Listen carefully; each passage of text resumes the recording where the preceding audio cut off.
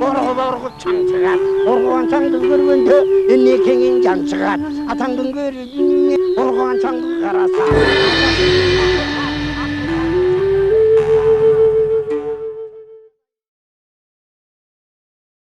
Assalamu alaikum урматтуу телекөрүүчүлөр. Кайрадан сиздердин назарыңыздарга башканы коюп Манастайт теле долбоорубуздун кезектеги чыгарылышын тартуулайбыз. Бүгүн биз студиябызга конок катары мына 2013 жылы декабрь айында Баку шаарында Манас Семетей Сейтек Үчилтиги кыргыз элинин энциклопедиясы болгон эпосубуздун 3 бөлүгүн ЮНЕСКОнун репрезентативдик тизмесине, материалдык эмес баалуулуктар тизмесине каттаткан жигитибиз, кыргыздын мыкты азаматтарынын бири, Кыргыз Республикасынын Жогорку Кеңешинин бир нече жолку депутаты Карганбек Садыкович Самаковду чакырганбыз. Куш келипсиз, Карганбек мырза, биздин студиябызга. Мына бул Манас эпосун эле эмес, кыргыздын башка дагы баалуулуктары болгон Шырдакты, Боз үйдү ЮНЕСКОга каттатууда чоң иш жүргүздүңүз да. Ошондой эле улуттук оюн Көкбөрүнү дагы каттатабыз деп жаттык элек, бирок бул деле алдыдагы боло турган иш-чара болуш керек. Кудай буйруса, көчмөндөр оюнундагы бир каттатып алсак деп жүрөсүз. Мына ишти ушундан баштасак. Мына эртеңгүсү күнү Манас күнү деп белгиленет. Ошол ЮНЕСКОда катталган күндү Манас күнү деп белгилеп келатабыз. Ушу Манас күнүнүн алдында биздин кыргыз журтчулугуна Манас жаңырыгынын телекөрүүчүлөрү менен бир учурашып туруп, анан ошол каттатуунун бир эмелерин, эл билбеген бир жактарын айтып берсеңиз. Жакшы болот, рахмат. Урматтуу мекендештер, сак саламат аман эсен турасыздарбы? Эми башкасын коюп Манасты айт деген абдан туура айтылган, таамай айтылган сөз болуш керек. Манастын өзү жолу негизи абдан оор экен да, мына башыман кечирдим. Биздин улуттук дөөлөттөрүбүздүн эң ана башы болгон ушу Манас эпосубузду башка мамлекетке дүйнөлүк мураска катталып кеткенден бери жан үрөп чапкыладык, чуркадык. Баягы алтоодон алатоодон алтоо дегенде ушу 5 кыз айтылуу. Өзүм жетектеп чапкыладык. Бирок баягы кичине ыза болуп калган элибиздин астында ошол улуттук дөөлөтүбүздү кайтарып келгенден баштап биздин бийлик өкүлдөрү мага асылды да калды да. Себеби өзлөрүнүн колунан келген жок анан. Бул өзлөрүнүн колунан келгенден дагы мурун бул эл көбүн билбейт да. Манас эпосу кандай болуп берилип кеткен, кандай болуп сатылып кеткен башка мамлекетке, анын баары көмүскөдө калып кетпедиби? Ошол иш-чаралардын баарын Парижден баштап болгон архивдин баарын чукуп киргенимде баары тең душман болуп чыга келбедиби? Өзү ЮНЕСКОнун конвенциясы бар да. Конвенцияны биз 2006 жылы ратификация кылып мыйзам катары кабыл алганбыз. Ага чейин 2003 жылы Айкава деген ЮНЕСКОнун эксперти бир номинация жазып, биздин Кыргызстандарды акынчылык жана дастанчылык деп номинацияны шедевр деп атайын ЮНЕСКОга каттоого алган да. Шедевр деп. Бул акынчылык жана Манас айтуу көркөмү, дастан айтуу көркөмү. Манас айтуу эмес, дастан айтуу көркөмү деп катталган да. Бул Манас эпосунан экөө 2 башка таптакыр. Анан биз 2006 жылы конвенцияны макулдашкандан кийин 2008 жылы бул программалардын баары жоюлуп кеткен, дагы репрезентативный списокко кирип кеткен да. Ошондон улам 1 жыл күтүп отуруп, анан 2009 жылы башка мамлекеттин атынан кылымдарды карткан Манас эпосу катталып кетип атпайбы? Кытай мамлекетинин өнөргүс байлыгы болуп катталып кетпедиби? Ошол Кытайда жашаган 150 миң кыргыздардын атынан демиш болуп башка мамлекетке катталып кетти. Эми коңгуроо какпаган киши калган жок болуш керек. Ыза болбогон киши калган жок болуш керек.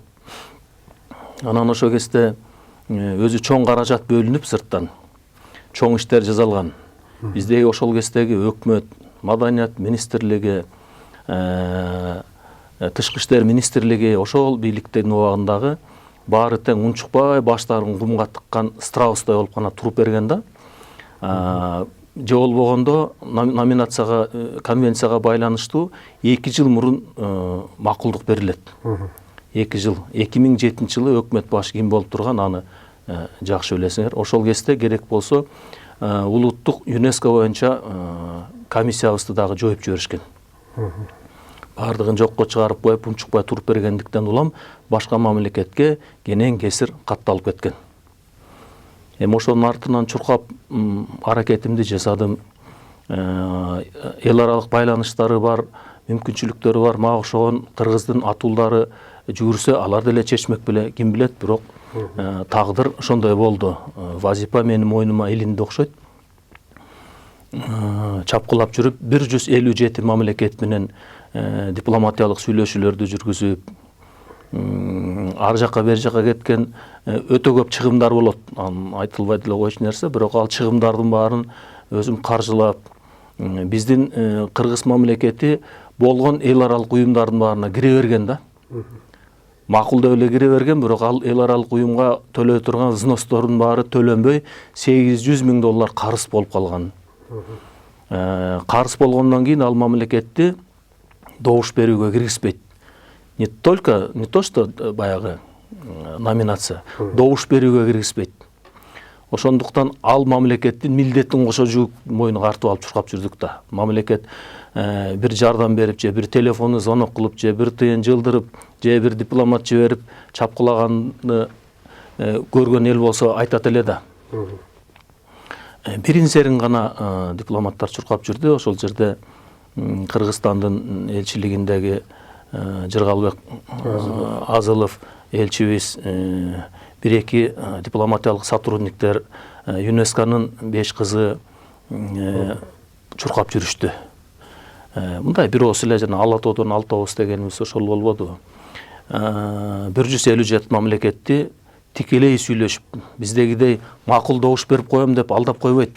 Алар макулдашып дипломатиялык элчилер менен сүйлөшкөндөн кийин алар сөзсүз баракка печаттын базып туруп, конвертке салып, господину Самакову деп лично берет. Ошолордун баарын ушунчалык кумарлануу менен добуш берүүдө бирден ачып урнага салып аттык да. Сүйүнүп, кубанып дегендей. Бул ошол эл аралык тышкы саясатты 2 чакырылышта парламентте жетектегенимдин бирден бир үзүрү жемиши деп ойлоп калдым. Себеби Япониядан бери жана башка мамлекеттен бери көп эл аралык карым-катнаштагы дипломаттар келип чоң жардамдарын берип атты. ЮНЕСКОнун президенти Ирина Георгиевна Бокова менен түп-түз бир туугандай мамиледе болуп калдык. Ал кишинин да көз карашы түз болуп, абдан жардамын аябай жатты. Ошо менен Кудай буйрса кыргыз эли жеңиште болуп, кылымдарды карыткан дөөлөтүбүз Кыргызстанга келип түшкөндөн баштап, биздин ажообуз баш болуп, калганы төш болуп, Самаковду жок кылыш керек деген атайын стратегиялык пландарын ойлоп чыгып, карандай калптын баарын мойнума илип, үй бүлөөмөн бери кара маскачандар кирип алып, коркутуп, үркүтүп, мындай кичинекей балдардан бери жаткыла, тургула деп лейген автоматтарын көтөрүп алып коркуткан күндөрү болду. Өзүңүз билесем, түнкү саат 1-де мага кол салып, түн ичинде сүйрөп барып 2 күнгө камап коюшту эле. Ушундай оор деп атканым ошол экен, Манас атанын жолу. Кыйынчылыктардын баары башыбыздан өттү. Бирок эч кейибем, эч капа болбойм, себеби жеңиш элибизде болду. Ак ийилет, бирок сынбайт деп кыргыз буйрса. Элибизде бекем айтылган сөз бар. Мына ошол 2013 жылы, туптура 7 жыл мурда, ушул күндөрү как раз Бакуда жүрүп атканбыз да, Ооба. Анан күндөн күнгө баягы улам бир маселелерди карап, анан өтпөй калганда биз дагы ошол жерде сиз баарыбызды алып барбадыңызбы, бир 30 адамды. Ооба, 30 адам. Анан ар бирибиздин улам бир маселе өтпөй калсак окуй деп, улам биздин маселе жакындаган сайын өз алдынча аябай толкундануу сезиминде болуп аттык. Бирок ошол Бакудагы жыйынга атайын сүрөтчүгө сүрөт 3 жылдык сүрөт кылып тарттырып, Жаныбек Рай деген сүрөтчүнүн сүрөтүн алып бардыңыз. Анан Шырдак кыргыздын шырдактары, ала кийиздери барды. Ошолордун бардыгы ошол ЮНЕСКОнун 8 сессиясындагы келген катышуучулардын кичине бир жүрөгүн жылытты болуш керек, кандай дейсиз? Жанагы жерде унут электе бир сөздү айтып кетейин, уруксат берсеңиз. Биз Манас эпосун элибизге кайтарабыз деп чуркап жүргөнүбүздө, баягы илгери ат минип келип тыйын эңмей дегендей ал ортодо ала кийиз, сырдак, боз үй жана башка көп номинацияларды Кыргызстан эч ким талашкыс кылып туруп дүйнөлүк мураска каттатып кеттик да. Ошонун ичинде эң көйгөйлүү ыза болуп турганыбыз көк бөрү болчу дагы. Көк бөрүнү 2012 жылы көк паре деп казактар көк пар дешип сүйрөп отуруп добушка жеткизип койгон экен. Парижде Кыргызстандын тарыхында биринчи жолу биз комитеттин мүчөсүн жеңип алдык. Член политбюро дегендей болот бул. 198 мамлекеттин үстүндө 24 мамлекеттен турган совет болот. Ошол члендиктердин мүчөлүктүн бирөөнү жеңип алдык. Эми бул абдан чоң дипломатиялык иштер. Вице-президенттикти жеңип алдык. Ошондо биз үстүнөн добуш берүүнү тыюу же талашууга мүмкүнчүлүк алып калдык дагы. Көк бөрүнү ошол жерден добушка берип аткан жерден талашып тартышып отуруп ылдый шыпырып түштүк дагы. Кайра чырды башынан баштап отуруп, анан кийин бул Кыргыздын кылым карыткан тарыхы, биздин улуттук дөөлөтүбүз деп отуруп, номинациянын баарын жазып киргиздик. Жанагы кыздарыбыз ушунун баарын жазды, карап көзөмөлдөп турдум. Европада бир мыйзам бар. Жестокое обращение над животными деген. Өзүңүздүн короңуздагы койду улук сааты жок сойсоңуз, соттоп жиберишет. Үйүңүздө бир ит мышыкты тээп алсаңыз, бирөө арыз жазса, соттоп жиберет. Ушундайда баягы жаныбарларга мамиле ушундай жасалган. Анан элестетип көрүңүз, номинацияны өткөрүп аткандагы жанагы көк бөрүнү башын кесип, бутун кесип, тигип, жанагындай кылып атканда канчалаган элчилер залдан эмне деген элсиңер деп чыгып кетип аткан күндөрү болду. Ар бирине барып сүйлөшүп отуруп, ушунун баарын жеңип, номинацияны 2015 жылы ЮАРда өткөрмөкпүз. Ага болсо жанагынтип кол салып, үйтүрмө кылып, эч жакка чыкпайсың, эч жакка интервью бербейсиң деп кармап 2 милицияны коюп отургузуп койду эшигинин астына. Ошондо биздин 2 кызыбыз, Айтбаева менен Султангелдиева ошо эмеге жөнөдү ЮАРга. Билеттерин алып бердим, жөнөдү, барып ошол жерден звонок этип ыйлашты. Агай, сиздин эл аралык дипломатиялык сүйлөшүүңүз бул жерде жетпей турат, кулап калабыз го деп. Анан мен Атамбаевка, Темир Сариевке, Асылбек Жээнбековке кат жаздым. Кыргызстанда 700дөн ашык көк бөрүчүлөр бар, команда бар.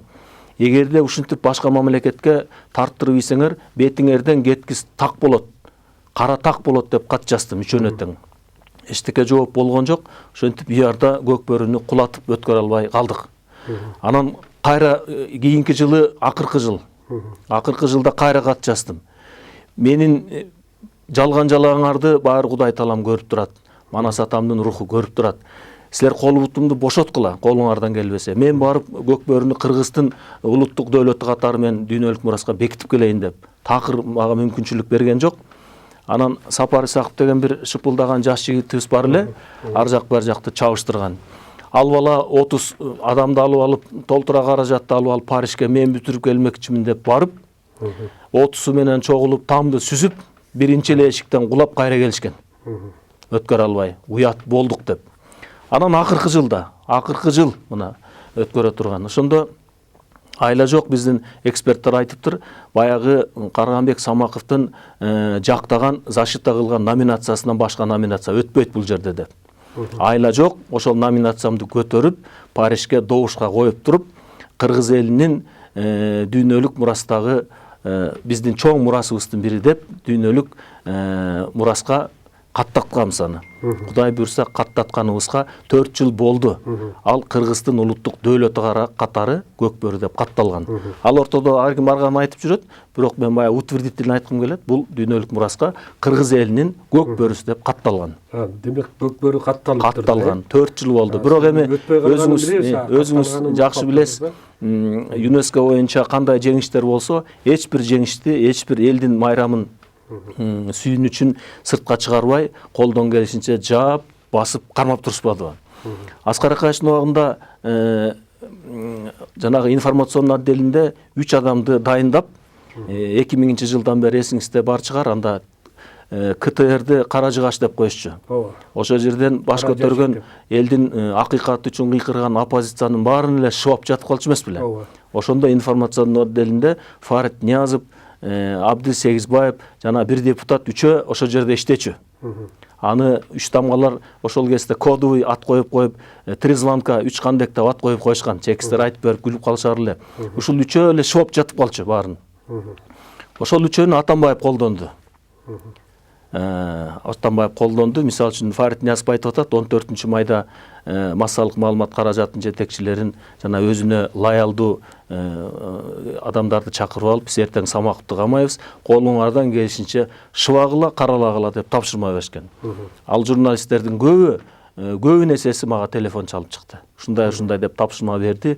Биз кантип акты кара деп айтабыз деп. Эртеси эле мага билинген анын баары. Журналисттер дагы мында калемин булгаган жок да. Калемин булгаган жок. Ал ортодо ошондой болгон. Анан эми Манас эпосунда чуркап атканда көп эле тарыхый иштер болду.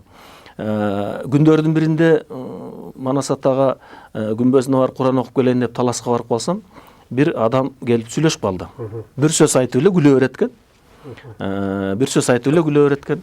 Ушундай мен 25 жылдан бери ичимде катып жүргөн бир сырым бар. Манас атабызды мен сүрөткө түшүрүшүм керек. Тайторунун чабышы, АВК көбөш жана тиги чоң казат боюнча 3 полотно тартышым керек, ар бир 6 квадрат метрден болот деп. Мен 16 жылдап Европада, Луврда жашадым, жана чоң көрсөтмөлөрдө жашап жүрдүм. Ушундай үмүтүм бар деп. Анан ойлодум, Кудай Таалам айдап келген го бул кишини деп. Сиз Бишкекке келбейсизби, анан сүйлөшөлү дедим. Бир күнү келди, бир сөз айтып эле күлөт, ушундай бир аябай жагымдуу инсан экен. Жаныбек Рай жөнүндө айткым келет. Анан эми андай полотнолорду чоң художниктер тартса бир 20-30 миң сомго тартат да. 3 полотнону тартышым керек. Канча каражат берейин, сен 1 миллион сом бересиң деди. Ойлонбостон макул деп 200 миң сомду бердим, тартыңыз деп. Анан мага шарттарды койду. Эч ким киши кирбеген бир жерде турушум керек. Эч ким мага баягы жолто болбош керек деди. Макул деп помощнигимди жиберип, Таласта начальник УВД менен КГБнын начальнигине сураныш айттым. Бир помещение таап берип, ошол жерде бир кайтарып алсаңар деп. Анан 6 айдын ичинде 6 келди. Мынтип атат, мындай болуп атат, мени жолотпой атат. Ким жолотпой атат? Манас ата жолотпой атат. Намаз окуп атам, Куран окуп атам, болбой атат, душка түшүп атам деп эле. Анан мен Каркырага барып келейин, машина бериңиз деп. Макул деп баякка барып келди.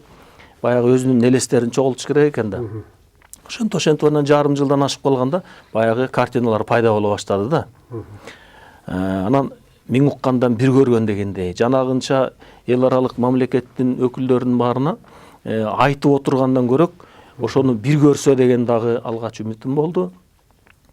Анан картинаны 1 миллион сомун төлөдүм. Мен менчигим болуп мага баягы оформить этип беришти. Мыйзам ушундай эмеспи, сыртка чыгарарда. Анан кийин помощник чакырып айттым, ушул картинаны 25 жылдан бери ушу Жаныбек Рай деген бир тууганыбыз көкүрөгүндө сактап жүрүптүр. Бул ал кишинин эмгеги. Мен көтөрүп алып жайганда болбойт. Ошол кишини Касым Шумунгигис дагы үстү асты тиштери жок экен, тиштеринин баарын салдыргынын дагы татынакка ошол жерге барып, Кыргызстандын атынан выставканы өзү башкарсын деп. Аны өзүңүз көрбөдүңүз. Бир 5 жылдыктуу гостиницанын бир атайын этажын арендага алып ошол жерге сүрөт көрсөтмөсүн салдырдык. Ага чейин Кыргызстанда шырдак боюнча 1-орунду алган ат башыдагы эжекебизди 30-40 шырдагын кошо алып алып, биз менен барып келиңиз. Биякта саткан багыңызды 2 эсе тияктан сатып беребиз деп ал кишилерди алдык, журналисттердин баарын алдык. Өзүңүз баш көз болуп бардыңыз. Анан эң мындай ыза болгон жерлерим, мамлекеттеги 120 депутаттан 118и мага кырды бычак десеңиз. Жалгыз Эсенгул Исаков деген депутат жан үрөп мага аябай дем берип турду. Калган спикерибиз баш болуп 118 депутат кырды бычак. Өкмөт таптакыр карагысы келбейт. Атамбаевдин кебетесин болсо билесиз, бирөөнүн эмгегине тартып алып басып жүрөт эмеспи. Анан айла жок, баягы согуш талаасында жалгыз жүрөм. Буягын карасам аркаман саят, тиягын карасам астыман саят. Бүгүнкү күндө эле абк көбөчтөр абдан көп болду. Анан кийин ушул жерден все-таки Кыргызстандын өлкө башчысы болсо, Ажоус болсо, ушул Атамбаев ушул иштердин бир автору болсо деп ойлодум. 30 секундтук репортажыбыз бар эле, помощнигине жазылып 3 күн кире албай койдум.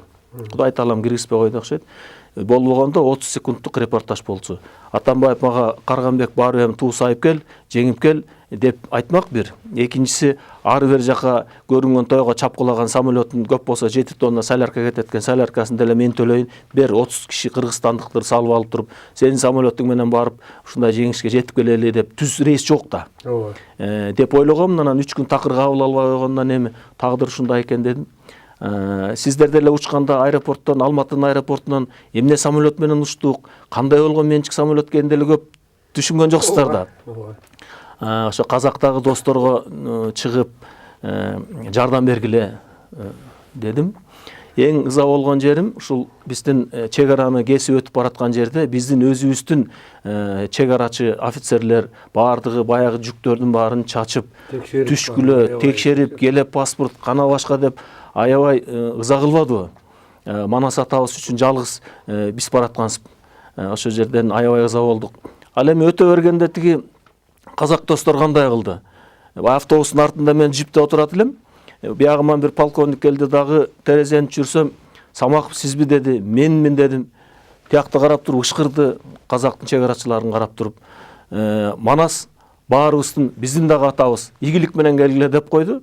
Анан чыгып алып, казактын чек арасынан текшерүү жок эле кетпедикпи? Аэропортту көздөй кеттик. Ал жерде чайларын уюштуруп койгон экен, самолеттун ичине чайын уюштуруп койгон экен, ошентип учуп барып келдик. Жеңишибиз болду. Албетте жанагы добуш берердин астындагы 37 номинацияны кулатышпады башка мамлекеттердин.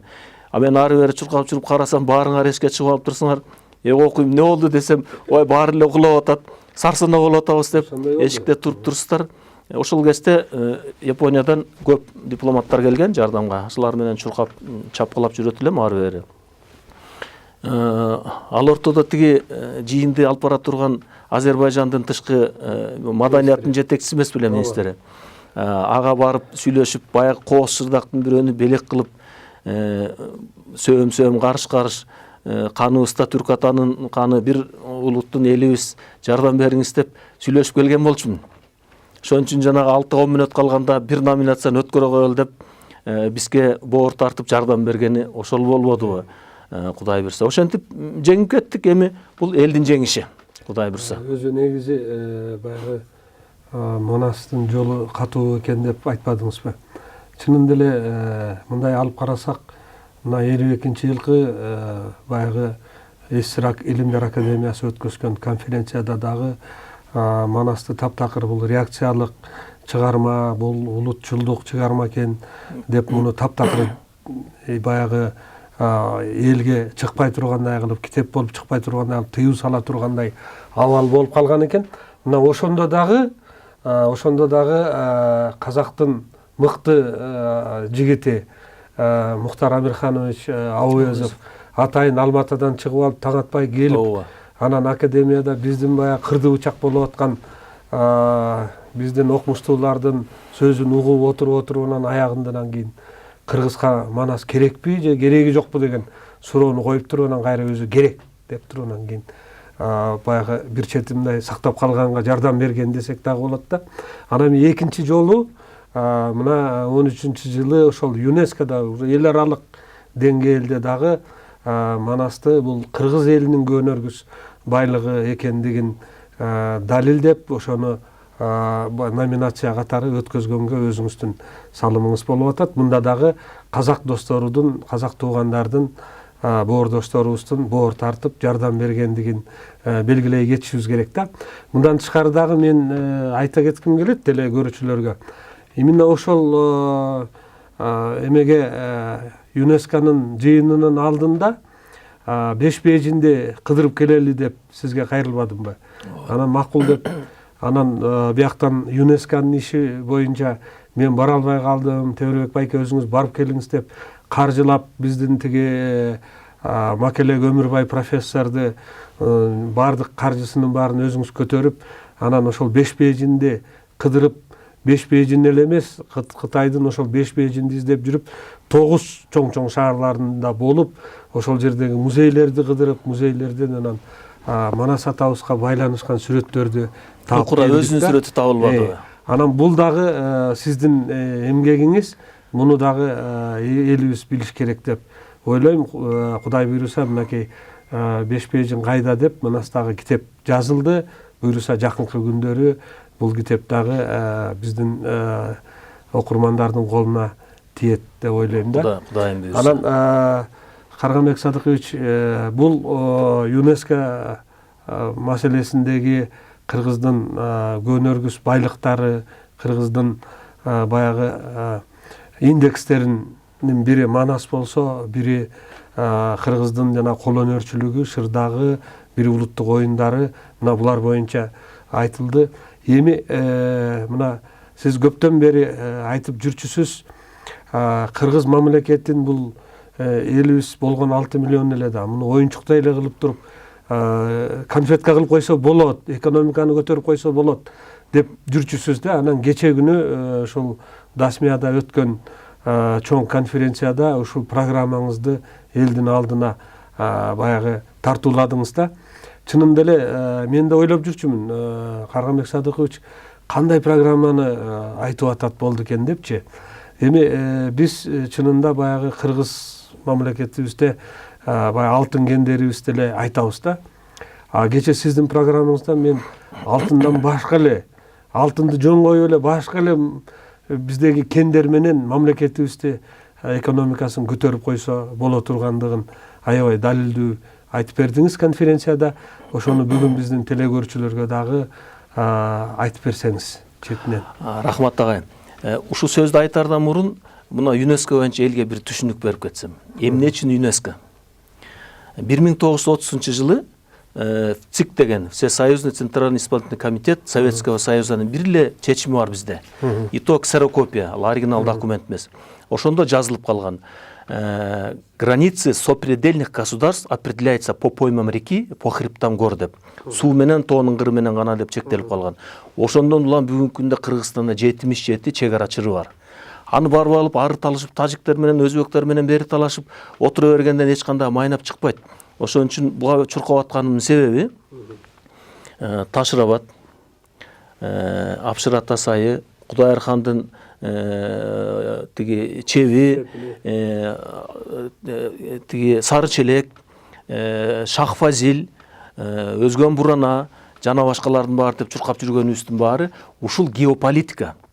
Ушулардын баарын Кыргыздын дөөлөтү катары дүйнөлүк мураска бекитип кетсек, 198 мамлекет мөөрүн баскандан кийин муну миңдеген жылдар эч ким талашкыс гана чек ара бекип калат да. Бул абдан чоң геополитика. Муну кайсы адам Кыргызстанга президент болуп келген күнү дагы эң биринчи ушундан башташ керек. Себеби Өзгөндө, Кара Сууда, Жалал Абадта дээрлик 90% башка мамлекеттин улуттары кирип калды. Элди бөлгүн келбейт, бирок биздин чек ара жөнүндө бүгүн болбосо эртең сөзсүз чыр чыгат. Чыр чыкканда да кан төгүү менен чыр чыгышы мүмкүн. Ошондуктан бүгүнтөн ушунча мамлекеттин эсебинен мөөрүн басып бекитип калсак, биз өтө чоң жеңиште болобуз. Мына Чүйборундагы Невакет Баласагын 3 шаарды 14-жылы дүйнөлүк мураска киргизбедикпи Катарда? Бул жерде Маданият министрлиги көп жыл иштеген. Жана мен сизге айтып кеткен 5 кыздын эмгеги ЮНЕСКОдагы Солтон Келдиева, Корчиева, Динара Чочумбаева, Айтбаева, Назгүл Мекешева. Мына ушул кишилер, ушул 5 кыздын ушунча чоң эмгеги, Маданият министрлигинин эмгеги ушунча жылдан бери жасап келген. Мен башкы делегация болуп барып, ошол жерде дүйнөлүк мураска бекитип келдик. Муну айтып атканым, мына 3 шаар бекиген Чүйбору казактар менен 1000 жылдыкка чек арабыз бекип калды. Бул өтө архиважный маселе болуп эсептелет. Эми экономикалык программа боюнча агай. Мына 30 жылдан бери өпчап айтып эле келатабыз. 100төн ашык концепция программалар жасылды. 30 өкмөт келди, кетти, жок, ошо бойдон Пыржыбайды тамбасты болуп эле жатып калып атпайбы? Эми ушинтип кыйналып отуруп, дагы 30 жыл кыйналып, элибизди эсип, 850 миң мигрантыбыз дагы 2 миллион болуп, элдин карыстан карызга батып, депозиттеги акчалар жок болуп, балдарын окута албай, абдан кыйналган акыбалдардын баары эми дагы ушунча жыл күтүшүбүз керекпи, туурабы? Мына азыр жаштарыбыздын көбү окубай калды. Жаштарыбызда кенеде күнөө жок. 91-жылдан бери тачка сүйрөгөн апаларына жардам берип, куржун көтөргөн апаларына жардам берип, үй бүлөсүн багабыз деп четте өлкөлөп, талаалап, миграцияда жүрүп, көбү окубай калды. Биздин Кыргызстаныбыздагы ачыктан ачык турган байлыктарыбыздын баарын биз качан колдонуп, элибиз анын качан ырыскысын көрүп, качан жыргалчылыгын көрөт деген чейрек кылымчы жүрөгүмдө эсип келди да. Анан атайын программамды көрүнүктүү кылып, фильм кылып атайын элиме бир тартуулайын дедим да. Дагы бир чиновниктер чыгар.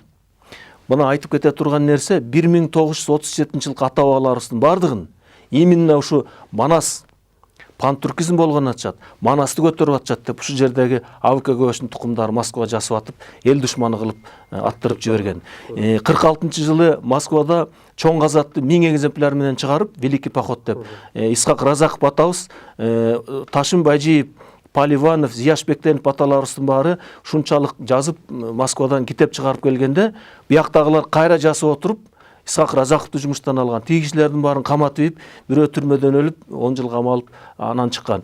Бүгүнкү күндө дагы ушул Манас эпосун кыргыз элибизге кайтарып келем деп азаптын тозогун көрдүм агай. Эмне деген жалалардын баарын көрдүм. 2 президент, 2 генералдык прокурор, 3 генералдык прокурордун орун басары, премьер-министр Темир Сариев, анын 7 министри, жана следственный группа, баш аягы 78 мамлекеттик чиновниктердин баары менин үстүмөн жалган жаланын токуп, баардык жагынан басып отуруп, ушунчалык 5 жыл азапты, запкыны тарттым. Бирок ошонун баары мага чоң билим, чоң көзүмдү ачырган нерсе болду. Эң чоңу кыргыз эли жеңиште болду да, агай. Эми баягы 2000-жылы эл өкүлдөр жыйынында депутат элем. Ошондо эл өкүлдөр жыйынында көп оппозициялык маанайдагы депутаттар бар болчу, Аскар Акаевдин саясатына каршы болгон. Анан кумтөрдү болсо, мына ошо кен байлыктардын башындагы кумтөрүбүздү 750 тонна алтыны бар кумтөрүбүздү 2003-жылы келишим менен чет элдиктерге бергенде, алар эч тыйын короткон эмес.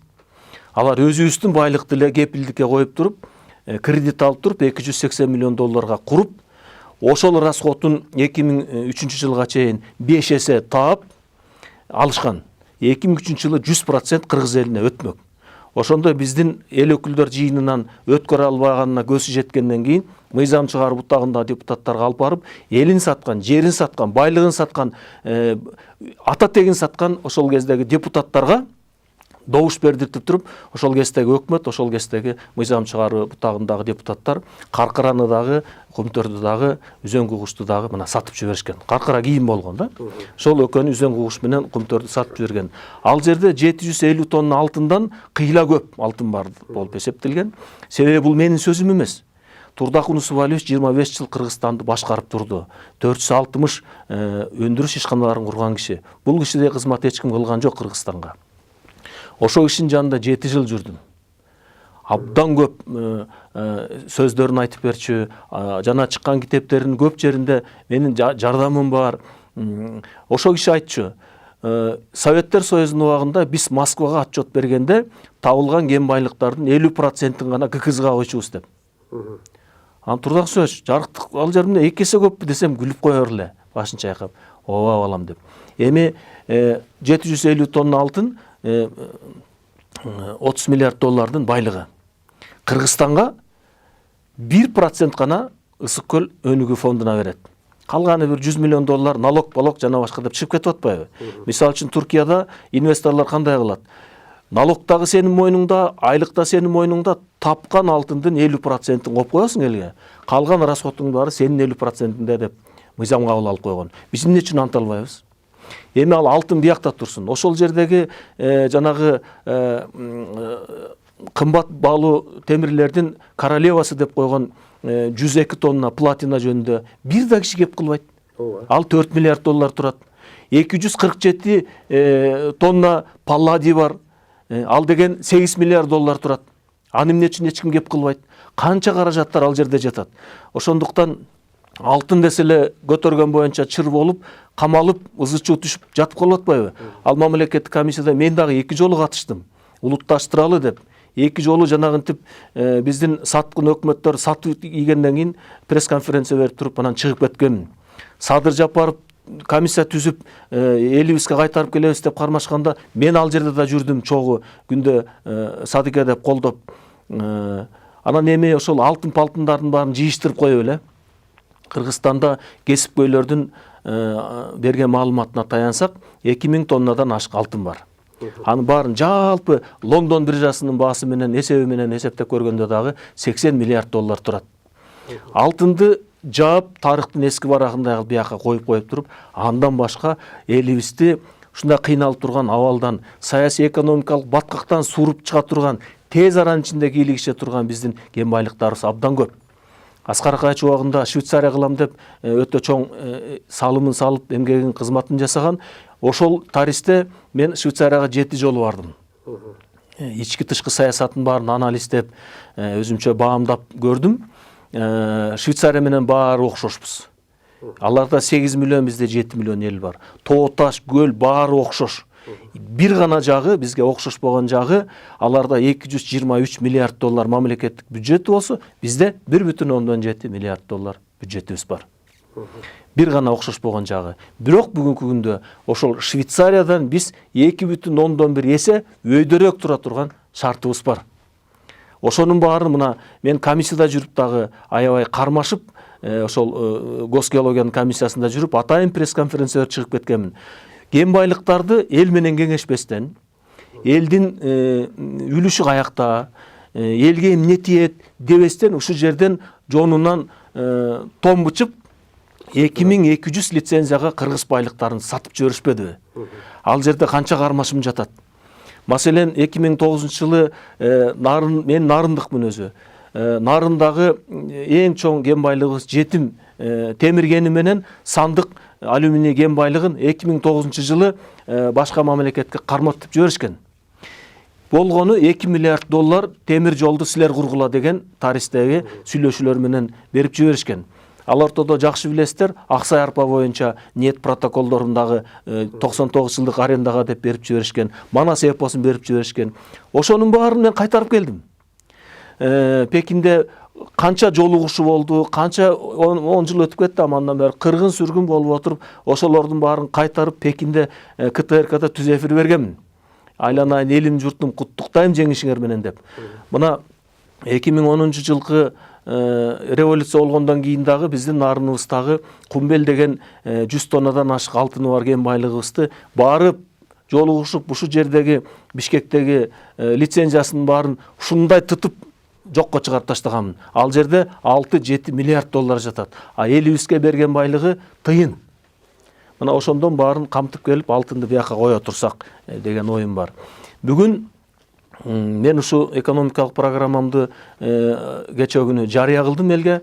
Албетте аттуу баштуу агайлар суроо берди. Баары жакшы, бирок буга каражатты кайдан табасыңар деп. Каражатты Кудай буйрса табабыз. Парламентте нарыным мени 3 жолу жогорку кеңешке депутат кылып шайлады. 4-сүн Бакиевтер эми тартып алып депутат болбой калдык.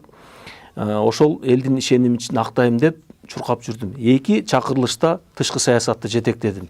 Ошол эл аралык байланыштарымды абдан чыңдадым.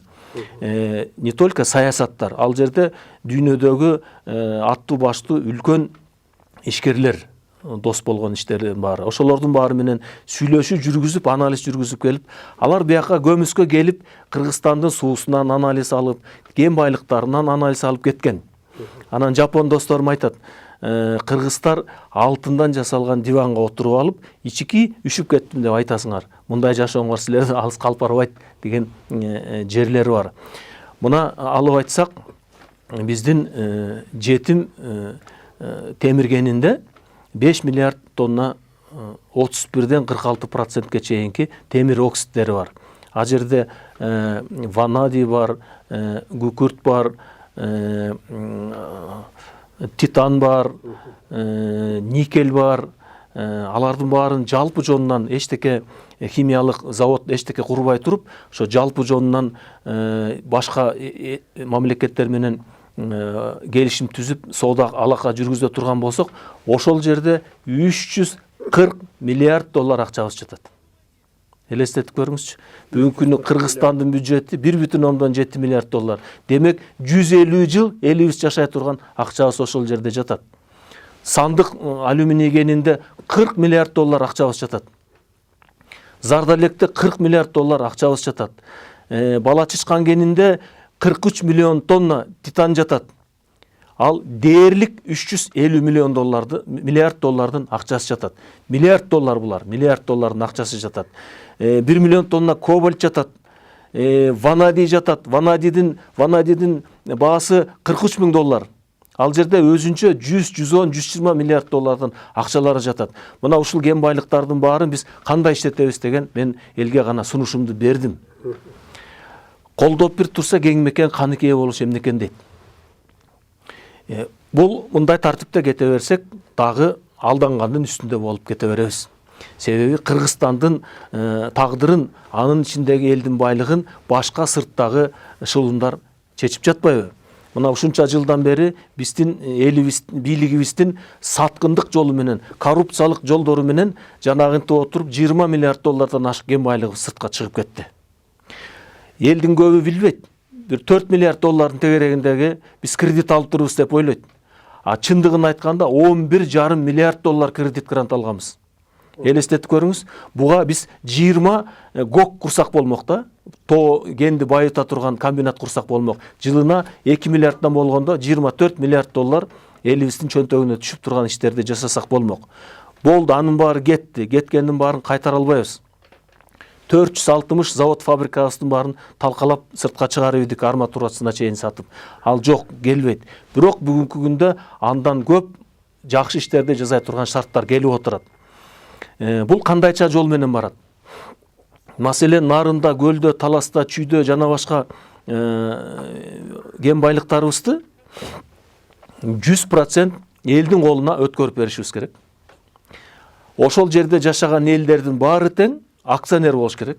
Жана мен программамда көрсөткөн мамлекеттик СКС экономикалык программадагы мамлекеттик темир ишканасы, мамлекеттик кымбатба ишканасы, мамлекеттик энергия системасын куруу ишканасы деген ишканалардын баарына эл өз акционер болуш керек. Элдин өзүнүн үлүшү ошол жерде туруш керек. Мисалы үчүн сиз эл болсоңуз, сизде ошол кен байлыктардын баары 100% сизге өткөрүлүп бергенден кийин, сиз акционер үлүшчү катары сиз ошол 100% колуңузга кармап турасыз. Мыйзамдуу бекиткенден кийин колуңузда кармап турасыз дагы, инвесторду мен таап келем, же болбосо келе турган бийлик таап келет, колдон келген жардамдын баарын беребиз.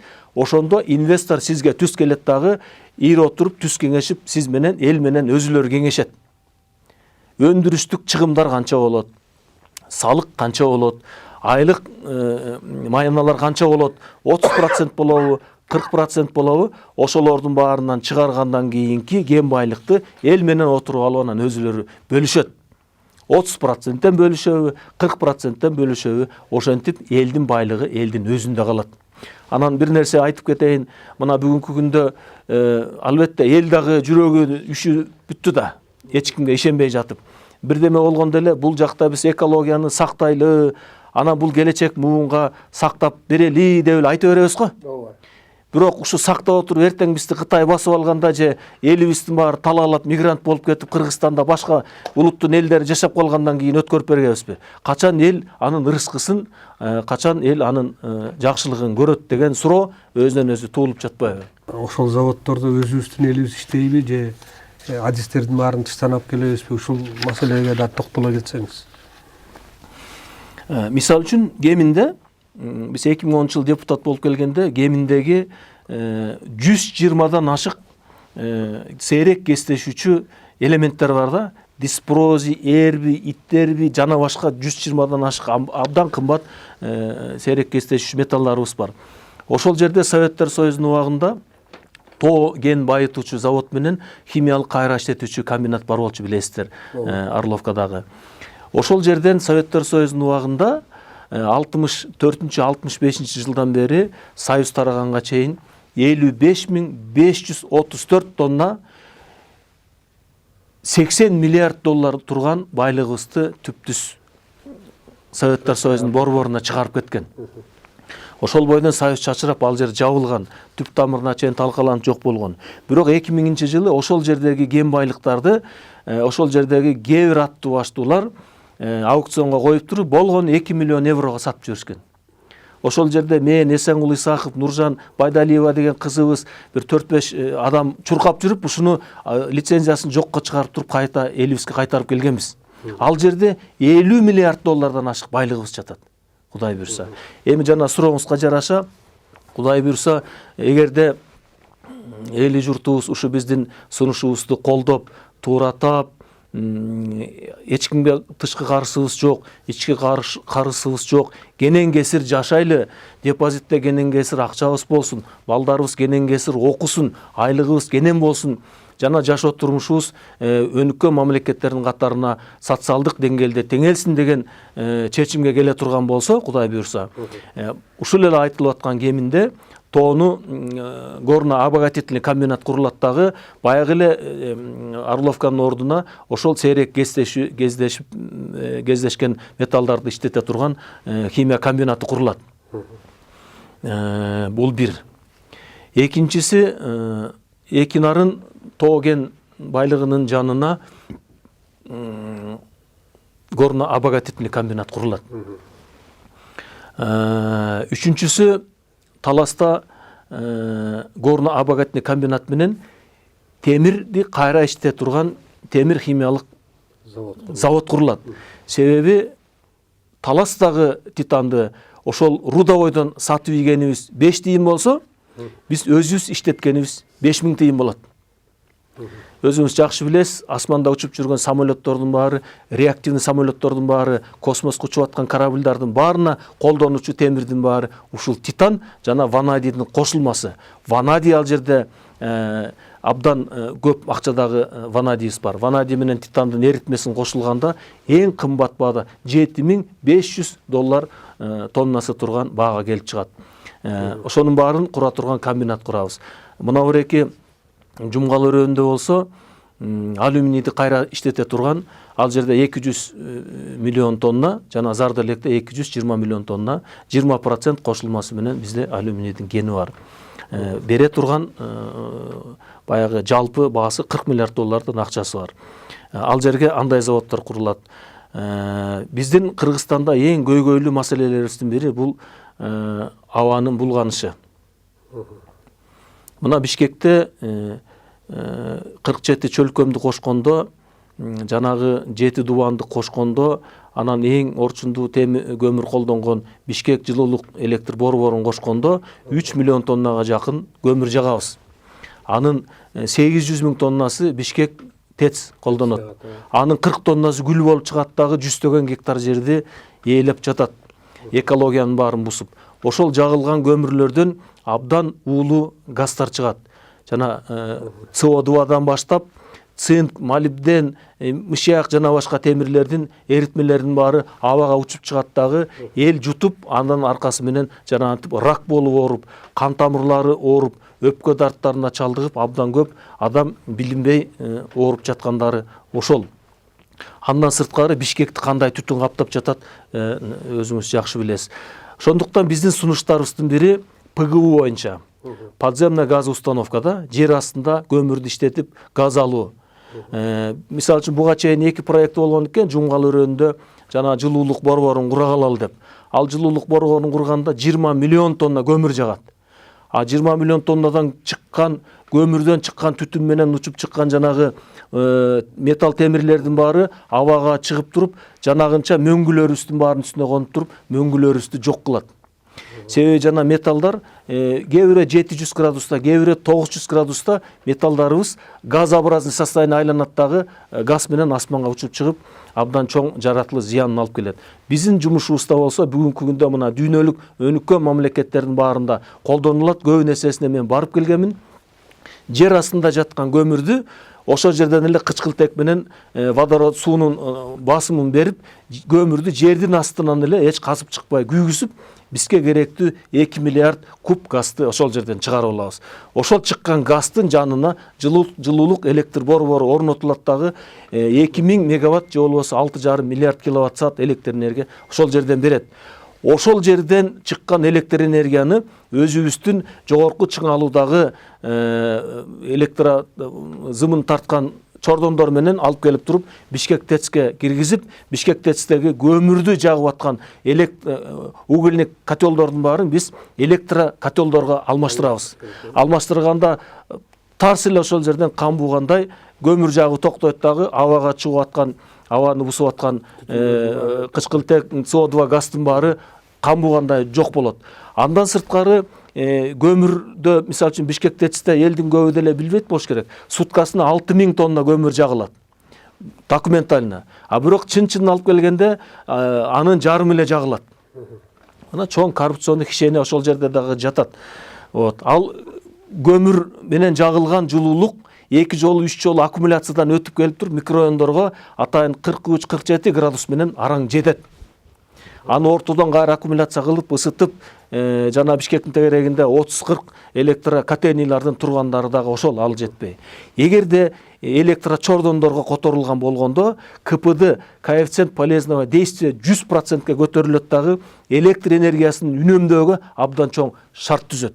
Бул баягыда көмүр ташып келип, залакасын келтирип, 32 миллион долларды газ сатып алам, мазут сатып аладым деп короткон акчалардын баары элдин чөнтөгүндө калат дагы. Бир гана электрочордондор менен бизге элибиз журтубузга тиешелүү деңгээлдеги ысык суусундагы жылуулугундагы берип калат Кудай буйрса. Мына ушундай экономикалык программабызды киргизип атабыз.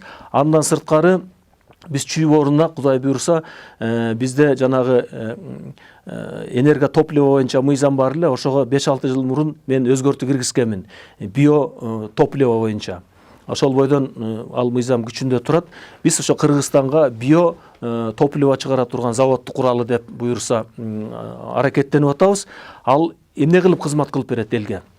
Кыргызстанда 2 миллионга жакын айыл чарба өсүмдүгү өстүрүлөт жылында. Картошка, кызылча жана башкалар өстүрүп алып туруп кайра сата албай эли журтубуз азабын жеп отурат.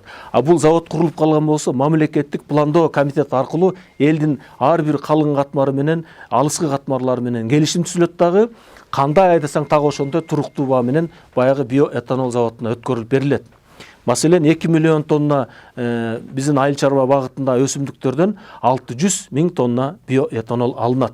Ошол биоэтанолду атайын кабыл алынган мыйзам менен бизге кардарларга сатып аткан жана 1 миллион машина бар дейбиз го. 1 миллион машиненин бүт баары эски машина, экологиянын талапка жооп бербегендиктен выхлопной газ чыгарып, жанагы Кыргызстандагы бизде выброс токсичных элементов составляет 7 эсе да. 7 эсе деп аткан. Ошонун баары жокко чыгарылып кете турган бирден бир шарт ушул. Эгерде Кудай буйрса тилегибизге жеткирсек, биоэтанолду ар бир сатылып жаткан нефтетрейдерлердин мойнуна жүктөп, ар бир жасылып аткан заправкаларга 15-20%ке чейин сатылып аткан күйүүчү майга коштурсак, жанагы абага ыргытып аткан уулуу газдар 50%тен ашык кыскарат. Кудайым буйрса.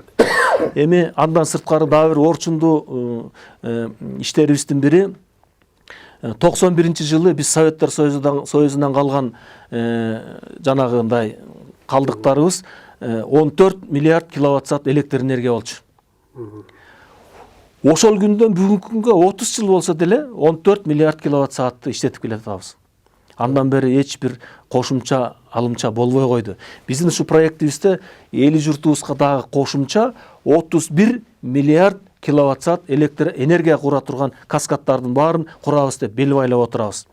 Ылдыйкы Казарман 4 кес, Куланак 4 кес, Өйдөкү Нарын каскаддагы 4-төө жанагы, анан көлдөгү, ортодогу Ала буга, Суусамыр өрөөндөгү чоң 912 мегаваттык кестерди дагы пландап жатабыз. Андан сырткары көлдөгү биздин айтылуу чоң суубуз бар эмеспи көлдөгү. Ошол немеге кетип атат. Өзү Кытайды көздөй кетип атат. Ошол жерде илгертеден бери келаткан планга киргизилген кес куруу боюнча изги тилектери бар элибиздин. Мына ошол жерге көлдөгү Жетакебиздин 5 атын берип атабыз. Сартаке, Мойтаке, Телекматаке, Каргааке деп ошол 5 кеске берип атабыз. Ошол жерде дагы биз кес курууга бел байлап атабыз Кудай буйрса. Жалпы жону 31 миллиард киловатт саат электр энергия кошулганда 14-тү кошкондо 45 миллиард киловатт саат электр энергия болот. Эң маңыздуусу ошонун ичинен биздин жалпы жумурай журтубуз, кардарларыбыз колдоно турган электр энергиянын объему 7,5 миллиард киловатт саат. Аны генерация болгон жерден чыккан баасы 9 тыйын экенин баарыбыз билебиз. Улуттук НЕСКА менен баягы национальный электросети менен келип ар бирибиздин колубузга тийгени 23 тыйын экенин билип турсак дагы өкмөттүн басымы менен эл аралык уюмдардын басымы менен диктовка болуп аткан жерде 270 тыйындан төлөп атабыз. 270 тыйындан төлөп атабыз. Бул куда годится, туурабы? Ошондуктан биздин программадагы көрсөткөн жагдайыбыз ушундай. Биздин баатыр энелерибиз, көп балалуу жалгызбой энелер, кыргыз эл баатырлары, Кыргызстанга эмгегин сиңирген аттуу баштуу агайларыбыз жана көп ата мекендик согуштун катышуучулары, тылдын катышуучулары, Афган, Чернобыль жана башкалардын катышуучуларынын баардыгына тең атайын Кудай буйрса тилекке жеткирген болсо, биз 9 тыйын эмес, ошолордун төлөмүн нөлгө келтиребиз деп турабыз Кудай буйрса. 45 миллиард киловатт сааттын ичиндеги 7-8 миллиард киловатт саатты унчукпай туруп полкага алып койсок болот. Ал элибиз ошол Кыргызстандан суусунан пайдаланып аткан электр энергияны бүгүн пайдасын көрбөсө качан көрөт? Кыргызстанда жылына 55 миллиард куб таза суу агып чыгат. Ошонун 7% эл колдонот. Калганынын баары талаага кетет. Өзү негизи мынакей ошол Ысык көлдөн нары агып аткан Кытайды көзсө Ак Шыйрак суусунда Кытайлар 3 кес куруп койду да. Жакынкы эле аралыкта. Сары Жаздын итөгүндө. Сары Жаздын нар жагында 3 кес куруп койду. Анан бул ал эми бер жагы болсо чынында эле жөн эле агып атат да.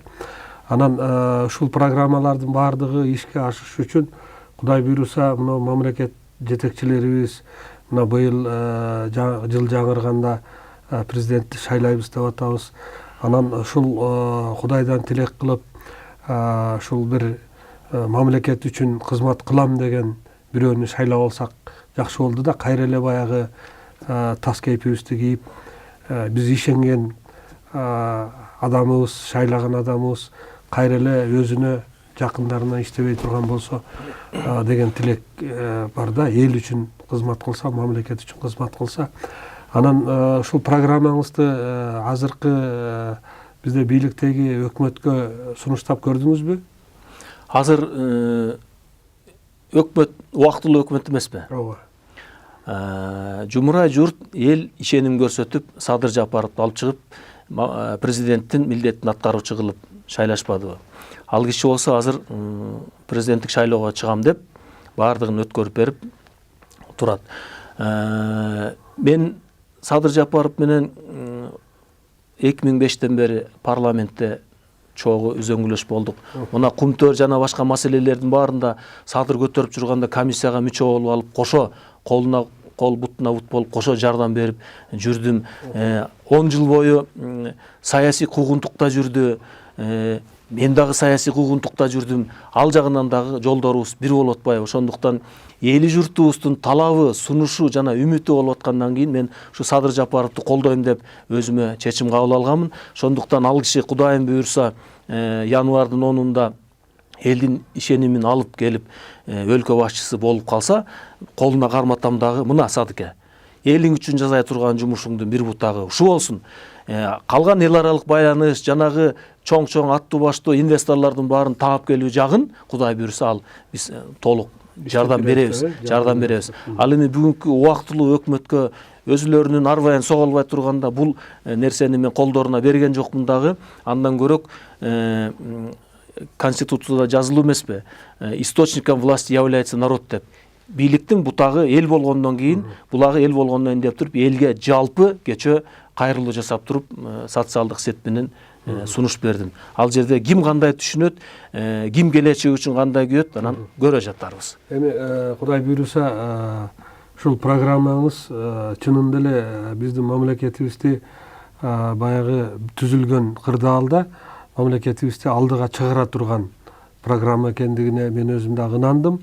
Анан биздин теле көрүүчүлөр дагы бул программаңыз менен бүгүн учкай болсо дагы тааныштырдыңыз. Кызыккан адамдар болсо ошо социалдык сет аркылуу, социалдык тармактар аркылуу кененирээк таанышса болот да бул программаңыз менен. Анан эми Карганбек Садыкович, сизге кааларым чың ден соолук, баягы ак ийилет бирок сынбайт дегендей бир топ кыйынчылыктардын баарын башыңыздан өткөзүп, эми анын баары артта калды. Кудай буйруса, эми алдыда только жеңиштер болсун дейли. Ишиңизде ийгилик болсун, үй бүлөңүздө бакубат турмуш болсун. Кыргыз эли үчүн кызмат кыла турган убагыңыз, ошо кызматыңыз кыргыз элине болсун. Чың ден соолук каалайбыз. Чоң рахмат. Урматтуу теле көрүүчүлөр, мына бүгүнкү биздин студиябыздын коногу коомдук ишмер, Кыргыз Республикасынын Жогорку Кеңешинин бир нече жолку депутаты, бүгүнкү күндө Манас Семетей Сейтек үчүлтигин ЮНЕСКОда каттаткан азаматыбыз, ошондой эле кыргыздын улуттук оюну болгон көкбөрүнү, кыргыздын шырдагын, кыргыздын айтышын, кыргыздын эски байыркы шаарларын ЮНЕСКОда каттаткан азаматыбыз Карганбек Садыкович Самаков болду. Сизге дагы бир жолу чың ден соолук, узак өмүр каалайбыз. Урматтуу теле көрүүчүлөр, ушуну менен бүгүнкү берүүбүз соңуна чыкты. Кийинки көрсөтүүлөрүбүздө жолукканга чейин аман туруңуздар.